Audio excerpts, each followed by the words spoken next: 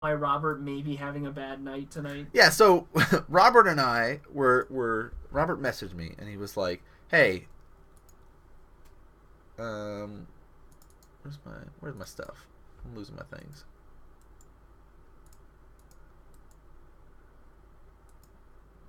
Where are you? What are you doing? Um, Go ahead. Sorry, I'm getting distracted. I don't know. It's not. It's normally it was right there. Now it's gone. Tell your story. Telling my story. He basically we said we're gonna make a really bad deck, but it has to have a win condition. And it has to be difficult to pull off. So I opted for the Biovisionary deck. Blue green walls. So it's running Wall of Frost, Wall of Roots, things like that. Sure. Biovisionary does have a clone in it. It does have Phantasmal Image. Only 2 because I didn't want to make it too good. It has to be a bad deck with difficult to pull off win condition. And he made a 5-color God deck with Planeswalkers. And then we switched decks. So he was having a tough time. I was having a tough time. But he did end up getting 2 wins, I think. Wow. By How'd you do? I did not get any wins. Oh. But a big part of that was something I noticed with the deck. I think it would have been easier if it was 3 or 4 colors. Because I was noticing you'd have all the gods, and there was a point where I'd have like 4 or 5 gods out, but never have enough devotion of the right colors to make any of them creatures, because all the gods are legendary. So you cannot have multiple of the same one out. True. So that was one thing I did run into a problem there. But that was just a fun thing that we were trying to do here. So we have Lantern Control versus Infect. Sure. What do you know? We will get to see Infect on camera. This is like the worst feeling ever because these are 2 decks that Nan loves. So I'm gonna just to break it down for everyone. Infect. This is what you're trying to do with Infect. If you've been living under a rock, this is your first time ever watching a Magic stream. First off, thank you. Glad you tuned in. Tuning, watching some Magic. Second off, Infect is a cheater's deck. It's a super rude dude deck. You are supposed to start with 20 life, but Infect says, no. I'm just going to hit you for 10 poison counters and call it a day. And you did. And you're dead. And it's a pump a 1 creature up and go crazy. It's definitely a Pierce, not a Swarm style deck. Yes. All about that one guy. Yep. It's in a weird way considered a combo deck. Yeah. Because you're all reliant on this one thing, and you're dumping these cards in your hands to make it work. I am no cheater, says Weeaboo. Julia Heath sitting in... No, you're my pick. You do your thing. Mm-hmm. Nan's a cheater. Wow. That's what I'm saying. Scumbag Nan. Scumbag Nan. Now, why don't you just do us all a solid and tell us what this Lantern Control deck is, as Julia plays a Glistener Elf. Which is a great start for the Infect. Definitely. So, Lantern Control, the objective of this deck is to control what your opponent is drawing. So, it's running cards like Thoughtseize in here, Inquisitions, to strip away what they have going on, see what they have in their hand, sure, and be able to manipulate it. Then you're able to look at the top card of both players' library using Lantern of Insight, hence the name Lantern Control. Sure. And you have cards like Ghoul Caller's Bell. Hashtag Phyrexian Perfection. I like that. Yes. And things like that can say target player mills their top card, or both of us mill our top card. Okay. And so you sit there and you look at what is in their hand with things like this, Thoughtseize, Inquisitions, and you're like, all right, so I know what they have. Let me write it down. Cool. Now I get to see what everything's on the top. Do I want you to have that? Yes or no? No. Okay, cool. In order to stay alive, you're going to be running Ensnaring Bridge. So you're going to get to the point where you're just like, oh, I got no cards in my hand. but you can't attack me. Sure. And we'll slowly just ding away. Maybe you will be able to kill them off with like the Aether Grid. You'll see a lot of these lists running Tezzeret, Agent of Bolus, so you can make your artifacts 5/5s. You can deal double the amount of damage, equal the number of artifacts you have, and gain that much life. So there's a couple ways to go about it. It runs the tutor. If you're hellbent, you get to search for any card in your library. So it's just a really Infernal Tutor. Thank you, Infernal Tutor. So Julie gonna play a Pendlehaven, throws a Noble down, and that Glistener Elf is gonna get pumped up. Exalted trigger. Here's 2. 3. Pendlehaven. Elf, yes, and the trigger. Kronk did the smart choice, or Ryan did, of getting rid of the Blossoming Defense, which is the newest addition to Infect. Yeah. Giving it +2/+2 and hexproof. I'm really sad Larger Than Life didn't take hold. Ooh, Pithing Needle. Yeah, see, these are some other controlling, annoying stuff. Main board Pithing Needle here. Pendlehaven? Yeah, that seems fine. Ghoul Caller's Bell.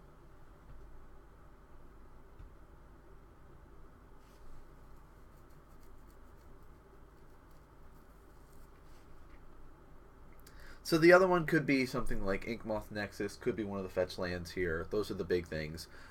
Also, the deck runs mainboard spell skites and things like that. And sure, like, why not? You know. Oh, he's got 2 Pithing Needles out. Yes. Okay, so... So one's probably the Pendlehaven. Yeah. You could still get green mana from it, but the other one... I mean, it's up in the air here. You go for the Inkmoth, or you go for one of the fetch lands that you've seen. Inkmoth and Pendlehaven. Okay, bam. There we go. All right, so tapping a breeding pool for another elf. Yeah. So Julia's in this state of, I need to try to deal as much damage as possible. Crash, Exalted for 2. He says that's fine. Oh, Vine's kicked. Vine's kicked for a little bit 6 more. 6 damage puts him to 9. So Ryan could just be sitting there going, yeah, that's fine, because he might be having Ensnaring Bridge. That would be sadness for my pick. And let's see. Ryan's at 9. Get him.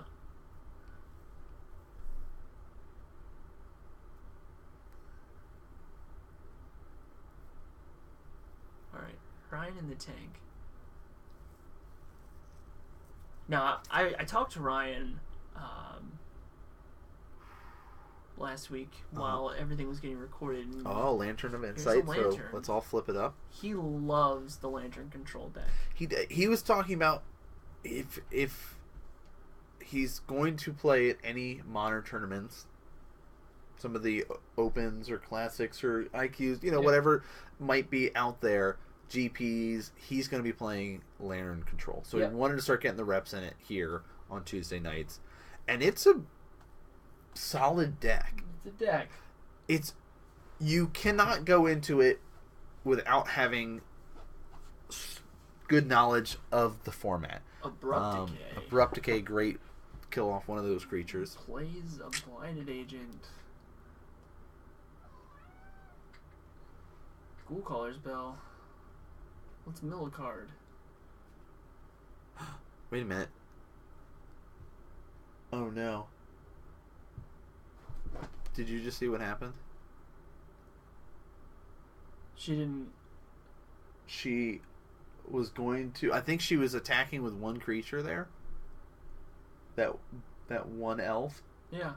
And that was what got Abrupt Decay. Okay. Instead of attacking with both. Oh, yeah. No. Yeah. I think that's what just happened. And now it's Ensnaring Bridge. What's up Ensnaring Bridge? Ryan's got no cards in hand. Ryan Hellbent. Here is Averting Catacombs for Julia. That hurts.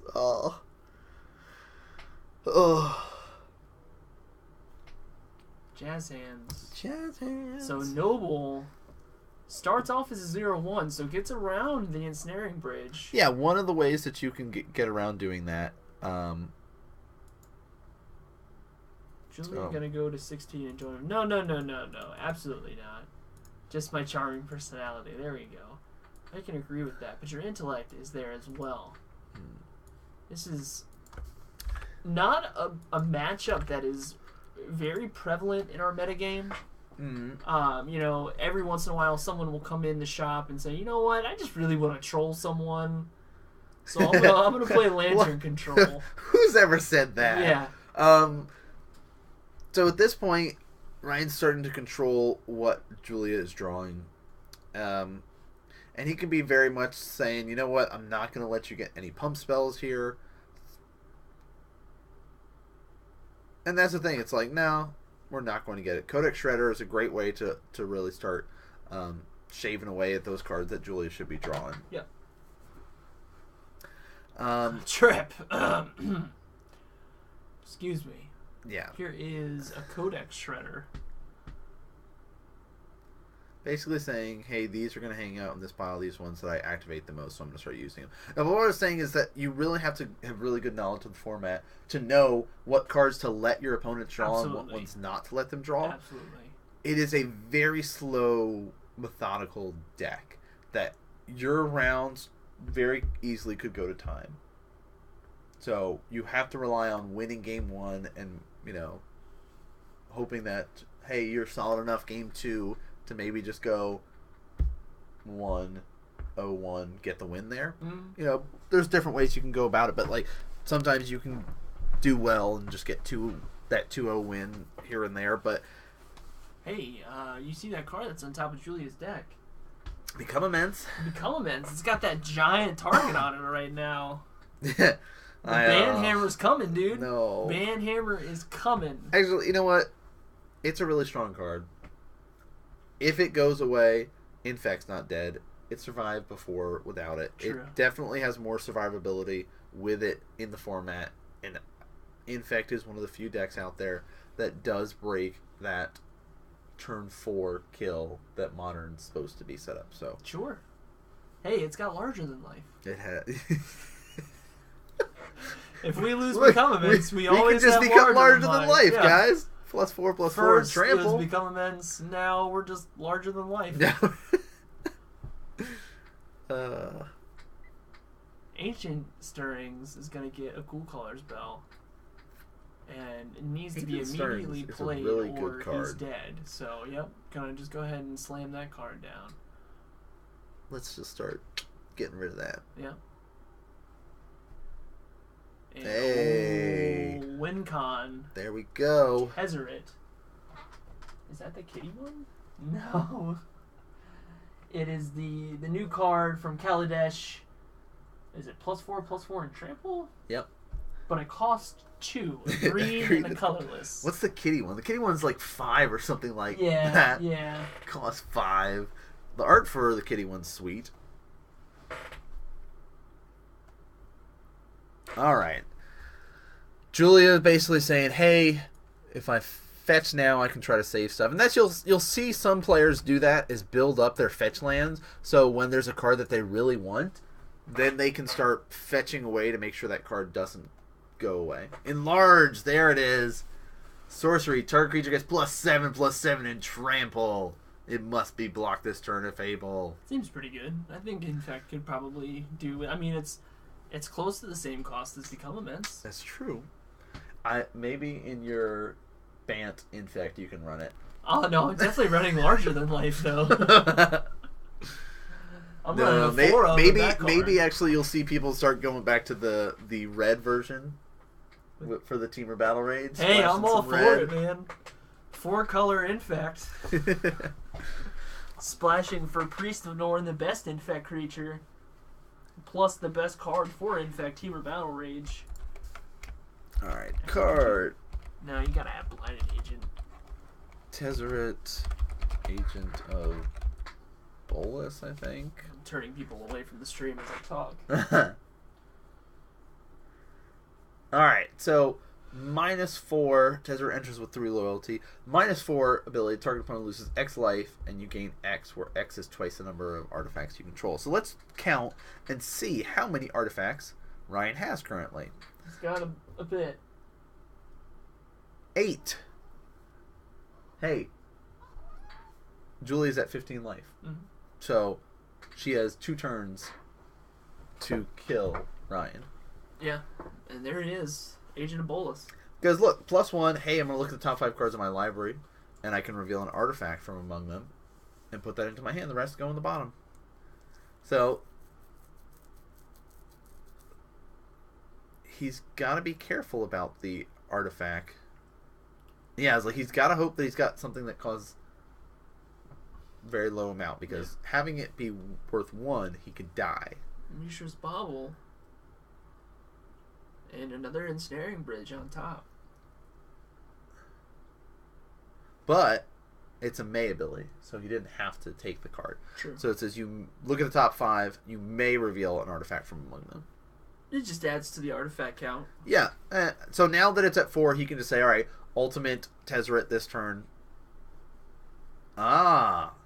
Julia going to go and deal 1 to Tezzeret? Yeah, we gotta slow that guy down. Things are happening at an accelerated pace. And that noble just needs to get in there for 1. Exalted.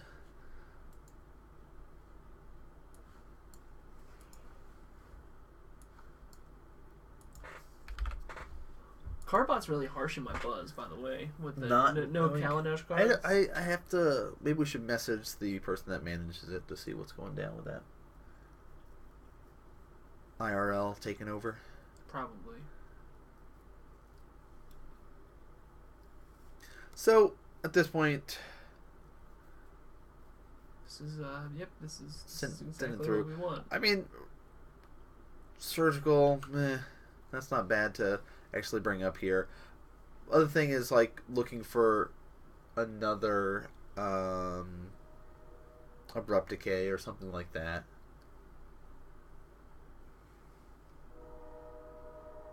So he's going to shred the surgical away. Lantern. Going to draw a lantern and... Duress. Sees a duress. Says, here's the duress. Oh, no targets, but that's okay. Play the lantern here. And it's +1. 1, 2, 3, 4, 5.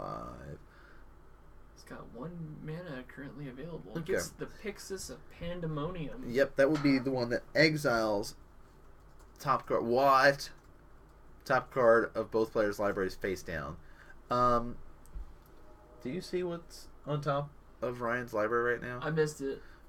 Well, it just got milled. It was Glimpse the Unthinkable. Oh, yeah! Not what you normally see in here, but that's because I guess Tripp had used it recently and twisted it more mill-oriented. Something that Ryan was not too happy with the first time he saw it. Yeah, pop up. it's cute. The Glimpse the Unthinkable. Yeah. 1 black, 1 blue. Target player puts the top 10 cards of his or her library into their deck. And, yeah. So it's cute. it is. That's exactly what it is. We're going to exile those. So Julie putting up a fight. Oh, no. Wow. Abrupt decay. And that's exactly what he needs. Might of Old Corrosa for Julia. And he's just going to say, all right, I'm going to abrupt decay this. Sure, noble. And then I'm going to uptick Tezzeret. And now you have no way to stop him. Next turn, you're dead. So Julia put up like 4 extra turns in there, chipping away at it.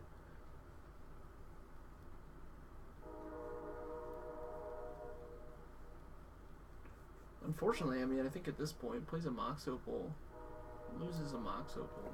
Floats a gray. I mean, has to. Shreds away a Might. What do you think about Julia's lands? I mean, Julia loves her lands, I think. You know, they don't play games. Julia and TJ. Mm-hmm. If you've ever seen Julia play Control, that deck Judge is foils, beautiful. promo I mean, style lands. It's just beautiful.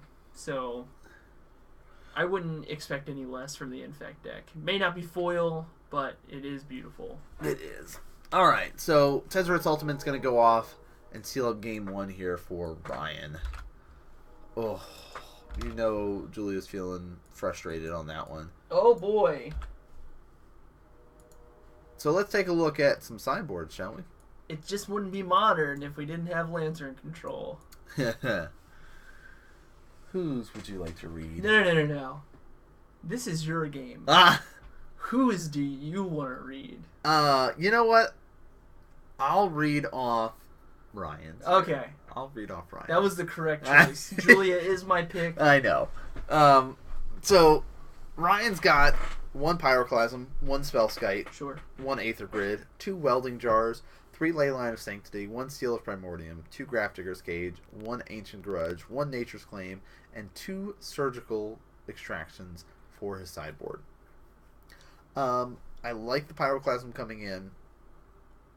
I like the Spellskite coming in, and I like the Aether Grid coming in. I don't think he needs anything else here. Maybe an Ancient Grudge. I don't think it's as necessary here, because really you're going to be hoping to get your Ensnaring Bridge, and then it doesn't really matter. So the big ones, Pyroclasm, Spellskite, Aether Grid. Welding Jar is a potential too, because you know people are going to bring in anti-artifact stuff against you. He could opt for more surgicals here, but we saw him basically strip away and mill most of his own surgicals. But I like those 3 big ones: Pyroclasm, Spellskite, Aether Grid. But with his sideboard, you also have to consider what cards are dead cards from the main board that he needs to take out. Like Glimpse the Unthinkable shouldn't really be in there, so that's coming out. I don't know how many copies are in there. I think it's a 4 of. Oh, so then that adds some extra stuff. So I like maybe bringing in some of the Welding Jars, maybe 1 of here. But what about Julia? What's she got going on? Julia has 2 Dismember, 2 Grafdigger's Cage, 1 Pithing Needle, 1 Spell Pierce, 1 Dispel, 1 Unravel the Aether, 3 Kitchen Finks, 2 Twisted Image, 1 Viridian Corruptor, and 1 Wild Defiance. First off, let's bring in that Unravel the Aether and that Viridian Corruptor. Mm-hmm. Those are prime artifact removal targets.